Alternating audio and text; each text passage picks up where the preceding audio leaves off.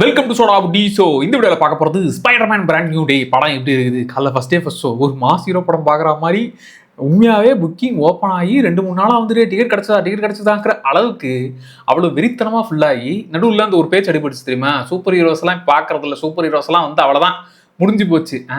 நல்ல சூப்பர் ஹீரோஸாக அது பிடிச்ச சூப்பர் ஹீரோஸாக நீங்கள் கொண்டு வரீங்கன்னா இவ்வளவு கூட்டம் இருக்குது. நீங்கள் அவங்க கேட்குற பேட்மேனை கொண்டு வராமல் சூப்பர் கல்யாணத்தை வந்து நீட்டினீங்கன்னா டென்ஷன் ஆவாங்க. அதுதான் பிரச்சனையே தவிர மற்றபடி சூப்பர் ஹீரோஸ்க்கு ஃபேன்ஸ் இல்லாமலாம் கிடையவே கிடையாது. இது அவெஞ்சர்ஸ் டூம்ஸ்டே எல்லாரும் அவளோட காத்துக்கிட்டு இல்லையா. இந்த ஸ்பைடர்மேன் படத்துக்கே வெறி கொண்டு சோசியல் மீடியா பார்க்க போனீங்கனாலே ஃபுல்லாக ஸ்பைடர்மேன் சூப்பர் ஹீரோஸ்க்கு ஃபேன்ஸ் இருக்கிறாங்க. அதை ஒழுங்காக யூஸ் பண்ணிக்கிட்டீங்கன்னா, பிடிச்ச ஹீரோஸை ஒழுங்காக யூஸ் பண்ணிக்கிட்டீங்கன்னா அவங்க என்ஜாய் பண்ணி பார்ப்பாங்க. சரி, Spiderman brand new day. Already இதில் பனிஷரு, ஹல்க்கு, ஏப்பா இதெல்லாம் ஸ்பாய்லர் கிடையாது, ட்ரெய்லர்லேயே வந்துட்டாங்க, போஸ்டர்லேயே இருக்கிறாங்க. ஸோ ஹல்க்கையும் பனிஷரையும் அப்படியே ஒட்டுமொத்தமாக இதில் இறக்கிருக்கிறாங்க. ஸோ 3 பேருமே பார்க்க போகிறோம் அப்படிங்கிறது ஒரு செம்ம ஹாப்பி. அதுலேயுமே பனிஷருடைய மிகப்பெரிய ஃபேன். அதனால பனிஷரை பிக் ஸ்க்ரீனில் பார்க்க போகிறது, பனிஷரை கொண்டு வந்துட்டீங்கப்பா அப்படிங்கிற மாதிரி அது ஒரு இன்னொரு குட்டி ஆனந்தம். அண்ட் நம்ம சேனல்லையே டோட்டலாக இதுக்கு முன்னாடி ஸ்பைடர்மேன் என்ன பண்ணிட்டு இருந்தாரு, பனிஷரு, ஹல்க்கு, டேர் டெவில்னு இப்படி எல்லாரை பற்றி கவர் பண்ணி நம்ம சேனல்லே வீடியோ போட்டுருக்கிறேன், டிஸ்கிரிப்ஷனில் கொடுக்குறேன். ஸோ அதையுமே கூட செக் பண்ணிக்கோங்க. அதை பார்த்துட்டு அப்படியே கூட நீங்கள் படத்துக்கு போகலாம். சரி, இந்த படம் எப்படி இருந்துச்சுங்கிற இந்த ஏரியாக்குள்ளே வந்துடலாம். ஆக்சுவலாக ஸ்பைடர்மேன் படங்களாச்சும் பார்த்துருந்தா தான் இது கொஞ்சம் புரியும். ஏன்னா இப்போ ஸ்பைடர்மேன் என்ன மனநிலையில் இருக்கிறாரு, அதாவது அப்போ சிவில் வாரில் என்ட்ரி ஆகும்போது ஒரு சுட்டி பையனா நான் அவெஞ்சர் ஆக போகிறேன் அப்படின்ற அவளோட சுற்றிக்கிட்டு இருப்பாரு. பட் இப்போ இருக்கிறவர் எல்லாருமே கிட்டத்தட்ட பிடிச்ச எல்லாருமே மறந்துட்டாங்க. இந்த ஸ்பெல் போட்டதுனால யாருக்குமே இவர் தான் பீட்டர் பார்க்கங்கிற விஷயம் தெரியாது. அது இல்லாமல் இப்போ ஆண்ட்மே இப்படி எல்லாருமே போயிட்டாங்க. ஸோ இப்போ கிட்டத்தட்ட அவரே ஒரு டிப்ரெஷன் மனநிலையில தான் இருக்கிற. அப்படி ஸோ இப்போ ஏற்பட்ட நிலைமையில அங்கே இருக்கிற பிரச்சனைகள்லாம் சால்வ் பண்ணுறதுன்னு இந்த வேலையெல்லாம் பார்த்துட்டு இருக்கிறாரு. இப்போ புதுசாக பிரச்சனை வருது.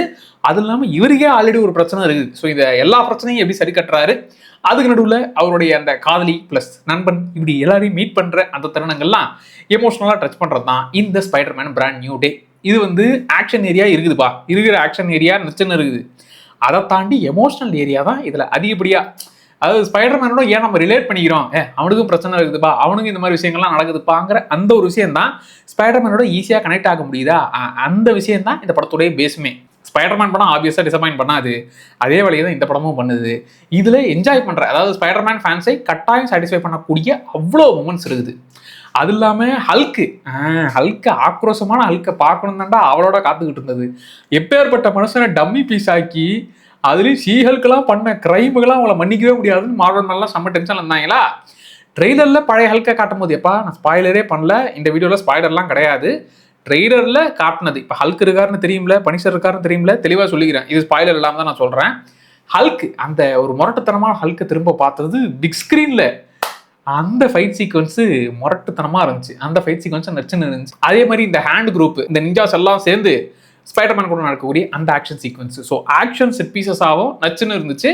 அதுக்கு நடுவில் ஸ்பைடர்மேனுடைய அந்த எமோஷனல் மூமெண்ட்டு, அவர் என்னவா இப்போ இருக்கிறாரு, என்ன விஷயங்கள்லாம் அவர் கோத்ரூ பண்ணுறாருன்ற அந்த விஷயங்களையுமே டச் பண்ணி அந்த ஆக்ஷன் நடுவில் யூஸ் பண்ண ஏரியாவாக ஆக்ஷன் ஏரியா நச்சுன்னு இருந்துச்சு. ஆனால் கம்மியாக தான் இருக்கும். இது வந்து இந்த எமோஷனல் ஏரியாவுக்கு வரேன். அதுதான், அதாவது எல்லாருமே மறந்துட்டாங்க. இப்போ திரும்பி அவங்ககிட்ட எப்படி போய் நான் தான் அப்படின்னு சொல்லி எப்படி சொல்கிறது, அவங்களுக்கு துளி கூட ஞாபகம் கிடையாது. ஸோ அந்த ஒரு ஃபேஸை அவர் ஃபீல் பண்ணுறது உண்மையாகவே மனுஷன் இதில் நல்லாவே பண்ணியிருக்கிறாரு. ஏன்னா எதிரில் இருப்பாங்க, அவங்ககிட்ட பேச முடியாது, அவங்க வேறு லைஃப்பில் இருப்பாங்க, நம்ம யாருன்னே அவங்களுக்கு தெரியாது, பிடிச்ச ஒருத்தவங்க. ஆனால் இப்போ அவங்களுக்கு யாருன்னு கூட தெரியாது, 3ஆவது மனுஷனாக தான் இருப்போம். அப்பேற்பட்ட சுச்சுவேஷனை அவர் ஹேண்டில் பண்ணுறத அந்த மூமெண்ட்ஸ்லாம் ரொம்ப நல்லா இருந்துச்சு. அண்ட் ஆப்வியஸாக இன்னொரு ஒரு பெரிய ப்ளஸ் பனிஷர். உண்மையாகவே இந்த பனிஷருக்கும் ஸ்பைடர்மேனுக்குமான அந்த காம்போ இந்த படத்தில் நல்லா ஒர்க் ஆச்சு. அதுலேயும் ஃபன் பண்ணுவாங்க. ஆக்ஷன் சீக்வன்ஸுக்கு நடுவில் இவங்க பாட்டுன்னு கவுண்டர் கொடுக்குறது, அதெல்லாம் ரொம்ப ஜாலியாக இருந்துச்சு. பனிஷரு ஐயோ இந்த கூட்டணியிலே நீ அடுத்து ஒரு 2-3 படம் கூட பண்ணுங்களா, ஜாலியாக இருக்கலான்ற மாதிரி. அதில் சீரீஸில் பார்க்கும்போது செம்ம ப்ரூட்டலாக ஃபேமிலி எழுந்து அந்த ஒரு மோட்லேயே இருப்பாரா. சீரீஸ்லேயே அந்த லாஸ்ட் கில்ல கூட கிட்டத்தட்ட ஒரு ஜான்விக் மோடில் எல்லாரையும் போட்டு தள்ளுற, அதாவது சிரிச்சா முறைச்சி தான் மூஞ்சியாக வச்சிருப்பாரு. இதில் ஸ்பைடர்மேன் கூட ஃபன் பண்ணுறது, தம்பி வாடா அப்படிங்கிற மாதிரி ஒரு அந்த ஒரு இவங்க 2 பேரும் கூட அந்த பாண்டிங் நல்லா இருக்கு. அதுலேயும் இங்கே சண்டை போடுறதும் அவருடைய அந்த ஆரா ஃபார்மிங் பண்ணுற ஏரியாவும் நல்லா இருக்கு. அதோட முக்கியமாக ஸ்பைடர்மேனை கலாய்க்கிறது, ஸ்பைடர்மேன் இவரை போட்டு கலாய்க்கிறதுன்னு இவங்க 2 பேருக்குள்ள இந்த டாம் அண்ட் ஜெர்ரி விளையாட்டுலாம் நல்லாவே ஒர்க் ஆச்சு. ஆப்வியஸாக ஹல்க்கு அது படத்தோடைய பெரிய ப்ளஸ். ஆக்சுவலாக இந்த படம் ட்ரீட் பண்ணது மல்டிவர்ஸ், அந்த வெர்ஸ் இந்த வெர்ஸ் வேற யூனிவர்ஸ் அப்படிங்கிற மாதிரிலாம் போகாமல் கிரவுண்டடாக ட்ரீட் பண்ண போகிறதே ஃபர்ஸ்ட் ஒரு பெரிய ரிலீஃப். கிரவுண்டடாக அவ்வளோ விஷயங்கள் இருக்குது. எடுத்ததுமே அங்கே போகிறேன் இங்கே போகிறேன் பெருசாக அது பண்ணுறேன்னு போட்டு இது பண்ணாமல் ஆக்சுவலாக அவெஞ்சர்ஸ் டூம்ஸ்டேல அடுத்தடுத்த யூனிவர்ஸ் எல்லாம் போக போகிறாங்க. இது ஒரு கிரவுண்டடான ஒரு ஸ்பைடர்மேன் படம் பார்க்குறது அது ரொம்ப நல்லா இருந்துச்சு. தியேட்டர் எக்ஸ்பீரியன்ஸாகவே ஒர்த்தாக இருந்துச்சு. ஸோ தாராளமாக இந்த படத்தை என்ஜாய் பண்ணி கத்திக்கிட்டே பார்ப்பீங்க. அப்புறம் இந்த படத்தில் அவங்கள பற்றி சொன்னால் அப்புறம் ஸ்பாய்லர்ன்ற கணக்கில் வந்துடுவீங்க. அதனால் நான் அவங்கள பற்றி மற்ற விஷயங்கள்லாம் நான் ரிவீல்லாம் பண்ணல. பட் இந்த படத்துக்கான அந்த பிரச்சனை இவர் சமாளிக்க போகிற அந்த பிரச்சனையை இவங்க டிசைன் பண்ண விதமாகவும் அதை கடைசியில் இவங்க ஃபினிஷ் பண்ண விதமாகவும் அந்த விஷயங்களும் நல்லா இருந்துச்சு. ஏன்னா அதுதான் படத்துக்கு பேஸு. ஏன்டா ஸ்பைடர்மேன் இவ்வளோ பெரிய பிரச்சனையை சமாளிக்கிறாருன்னா டேய் எப்படா சமாளிக்க போகிற அது வந்து ஆக்சுவலாக டேய் இவங்க எப்படின்னு கண்டுபிடிப்ப இந்த பிரச்சனை என்னன்னு முதல்ல கண்டுபிடிச்சு அதுக்கப்புறம் நீ சால்வ் பண்ணுறதுக்குள்ளே போதும் ஆயிடுமேன்ற மாதிரி அதுக்கு பின்னாடி இருக்கிற விஷயங்களாமும் செகண்ட் ஹாஃப்ல ரிவீல் பண்ண ஏரியாலாம் நல்லா இருந்துச்சு. எமோஷனல் டச்சாக அதுதான் ஸ்பைடர்மேனுக்கு மட்டும் இங்கே அதாவது சூப்பர் பவர் இதுக்கு தான் சூப்பர் ஹீரோ தான் அதுக்குன்னு நானே எல்லா பிரச்சனையும் சால்வ் பண்ணுவேன். அவரே உடஞ்சி உட்காருவார். அவரே சில சமயம் டே எனக்கு ஆறுதல் சொல்ல யாராச்சும் வாங்கடான்ற மாதிரி ஏங்குவார். இப்படிப்பட்ட விஷயங்கள் எல்லாருக்குமே தேவைப்படும். ஸ்பெஷல் பவர் இந்த சூப்பர் பவர் இருக்கிறவங்களுக்கும் அந்த ஆறுதலுங்கிறது தேவைப்படும். ஒரு மென்டராக இருந்தால் தான் அவங்களுமே நல்லா இருப்பாங்க அப்படிங்கிற விஷயங்கள்லாம் இந்த படத்தில் கொஞ்சம் டீல் பண்ணுது. அண்ட் ஃபன் ஏரியாலாம் நிறைய இடம் நல்லா ஒர்க் ஆச்சு. ஆக்ஷன் ப்ளஸ் எமோஷனல் ரெண்டுமே கலந்த ஒரு நல்ல சூப்பர் ஹீரோ படமாக இந்த ஸ்பைடர்மேன் பிராண்ட் நியூ டே வந்துருக்குது. அடுத்து அவெஞ்சர்ஸ் டூம்ஸ்டேக்கு தயாராகி அவ்வளோதான். அது வந்து ஃபுல்லாக ஆர் ஆஃப் ஆர்மிங் அத்தனை பேர் இறக்க போகிறாங்க. ஆப்வியஸாக மார்வல் ஃபேன்ஸ் முடிஞ்ச உடனே வீட்டுக்கெல்லாம் கிளம்பி வர முடியாது. வெயிட் பண்ணி முடிச்சுட்டு அந்த சீனெல்லாம் பார்த்துட்டு தான் வரணும். போஸ்ட் கிரெடிட் சீனும் இருக்கிறது. 2 1 நான் 1 தான்ப்பா போட்டாங்க எங்கள் ஏரியாவில். அதனால 2 இருக்கா இல்லை 1 தானா அப்படிங்கிறத மட்டும் கமெண்ட்ல கன்ஃபார்ம் பண்ணுங்க. பார்த்தவங்க சொல்லுங்க. சரி இப்போ இந்த படத்தில் நெகட்டிவ்ஸே இல்லையா ஃபுல்லாக பாசிட்டிவ் மழையாவே பொழியுதா அப்படின்னாக்க இதுல அதான் சொன்னேன் இந்த எமோஷனல் ஏரியா சில பேருக்கு வந்து எப்போ ஆக்ஷன் சீக்வன்ஸ்ல நான் ஹல்க் இருக்கிறார் அதை வச்சு இது பண்ணு அது பண்ணு லிமிட்டாக யூஸ் பண்ணி எமோஷனல் ஏரியா அதிகமாக டீல் பண்ணாங்க. இப்போ ஸ்பைடர்மேனோடைய அந்த மைண்ட் செட்டோட அவர் இப்போ இருக்கிற மைண்ட் செட்டோட கனெக்ட் பண்ணிட்டீங்கன்னா இந்த எமோஷனல் மூமெண்ட்ஸு நிறைய பேசிக்கிட்டே இருந்தாலும் அந்த மூமெண்ட்ஸ்லாம் என்ஜாய் பண்ணுவீங்க. ஏன்னா அவர் என்ன மனநிலையில் இருக்கிறாரு, அவர் எப்படி இவங்ககிட்ட பேச ட்ரை பண்ணுறாருங்கிற விஷயம்லாம் நல்லா இருக்கும்.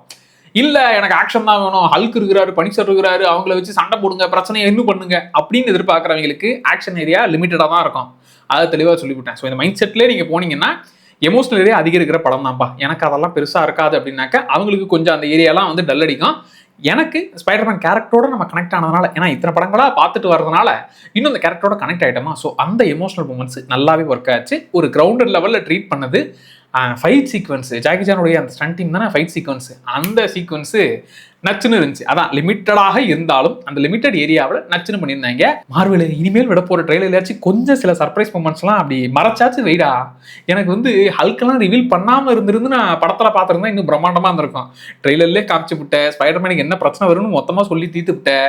இப்படி எல்லா பிரச்சனையும் தீர்த்து விட்டதுனால நான் படத்தில் இந்த சீன் இப்போ வருமா, இந்த சீன் வருதா, இப்போ வரும்போதே ரெடி ஆகிட்ட இவங்க வர போகிறாங்க அப்படிங்கிற மைண்ட் செட்டில் பார்க்குறேன்டா. ட்ரெயிலர்லேயே நீ மினி படத்தை ஓடிக்கிட்டு இருக்கடா. ஸோ ட்ரெய்லர் பார்த்தவங்களுக்கு அதெல்லாம் என்ன வருமோ அப்படியே தான் இதில் இருக்கும். எக்ஸ்ட்ரா சர்ப்ரைஸ்லாம் நீங்க எதுவுமே பண்ணாம அப்படியே ட்ரெய்லர்ல இருக்கிறத மொத்த படமா எடுத்து வச்சிருக்காங்க. கொஞ்சமாச்சு ரிவீல் பண்ணாத மாதிரி ஏதாச்சும் பண்றான்ற மாதிரி தான் இருந்துச்சு. அப்புறம் இந்த படத்தோடைய அந்த வில்லன் ஸோ அந்த பாயிண்ட் ஆஃப் வியூ அந்த டச் பண்ண ஏரியா நல்லா இருந்துச்சு. பட் இன்னும் அது ப்ராப்பராக முடிச்சா மாதிரி அந்த சைடில் இருக்கிற விஷயங்கள்லாம் இன்னும் கொஞ்சம் ரிவீல் பண்ணாத மாதிரி அந்த விஷயங்களை டீட்டெயிலாக எமோஷனலாக டச் பண்ணுவாங்க. பட் அதுக்கு பின்னாடி இருக்கிற விஷயத்தை கடைசியில் காட்டி அதை கிளியர் பண்ணுவாங்கன்னு நினச்சேன். அதை கொஞ்சம் அப்படியே டீல் பண்ணி விட்டா மாதிரி இருந்துச்சு. ஸோ ஓவரால் இந்த ஸ்பைடர்மேன் கட்டாயம் டிசப்பாயின்ட்லாம் பண்ணாது. நல்லா என்ஜாய் பண்ணிட்டு வருவீங்க. ஸோ தேட்டரில் 3Dல அதுவும் தமிழ் டப்பிங்லேயே கூட இருக்குது. ஸோ தமிழ் டப்பிங்லேயே கூட ட்ரை பண்ணுங்க. தமிழ் டப்பிங் நல்லா தான் இருந்துச்சு. படம் பார்த்தவங்க உங்களுக்கு எப்படி இருந்துச்சுங்க மறக்காம கமெண்ட்ல சொல்லுங்க. அண்ட் உங்களுடைய எக்ஸ்பெக்டேஷன் ஸ்பைடர்மேன் படம் எப்படி இருக்கணும் அப்படி இருக்கும்னு எதிர்பார்த்து போயிருப்பீங்கல்ல, அந்த எதிர்பார்ப்பை பூர்த்தி செஞ்சுதா அப்படிங்கிறதையும் கமெண்ட்ல சொல்லுங்க. நானும் தெரிஞ்சுக்கிறேன். சோடா அப்படி சேனலை சப்ஸ்கிரைப் பண்ணிக்கோங்க. Tata bye.